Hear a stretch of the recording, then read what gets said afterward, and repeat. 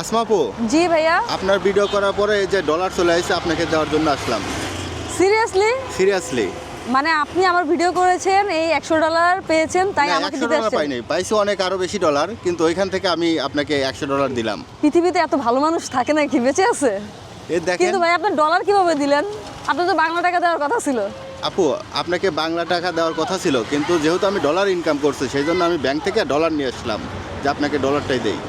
আসলেই সেরা ফুড সেরা। সিরিয়াসলি, কিন্তু ভাইয়া বাংলা টাকা দিলে ভালো হতো। আর আমি কোন জায়গাতে এক্সচেঞ্জ করবো বলেন তো, আমি তো জানি না। আমি তো ডলার এর আগে ইনকাম করি নাই। আপু, এটা ব্যাংকে গেলেই আপনাকে ভাঙায় দিবে। ব্যাংকে গেলেই দিবে? জি। এখানে কত টাকা আছে ভাইয়া? এখানে 12,000 সামথিং। 12,000 সামথিং? আপনি এত টাকা দিচ্ছেন আমাকে? এত টাকা দেয়নি তো, আমি তো $100 দিছি। সেটাই তো, $100 তো 12,000 প্লাস। কিভাবে দিলেন ভাই? আপনার তো আত্মা অনেক বড়।